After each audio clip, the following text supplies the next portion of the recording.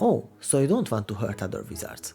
That's nice of you. In this game, you just have to be faster than them and reach the finish line first. I mean, you can attack them, but you don't have to. The game gives you a lot of platforming challenges, and it isn't hard just for you, but for the enemies, so let's see how they can complete this challenge. Their most basic rule is that if you have ground ahead of you, you have to run on it. If the ground is ending, they have to jump. They can control the jump length just like the player, so if they see in the air that another platform is below them, they will stop moving and will wait until they reach the ground. If there is no ground below them, they just continue the jumping as long as they can. They may even use dashing if necessary. When they reach the ground, they're starting to run again. With this simple movement strategy, most of your opponents can reach the finish line.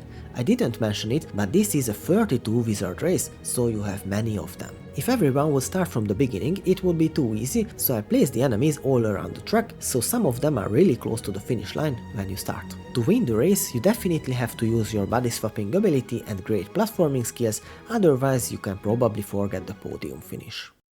Wanna see a big boss fight? If you go to my website, you can find this nice tree for this interactive video. By entering the code BEMZCJ, you will unlock this path visually. Go ahead and watch the other paths you haven't watched yet to get another code that unlocks another path. If you watched all paths and entered all the codes, a special video will be unlocked for you where I make the best game of all with a big boss fight and more, so I would say that is the true ending of this story. Hope to see you there.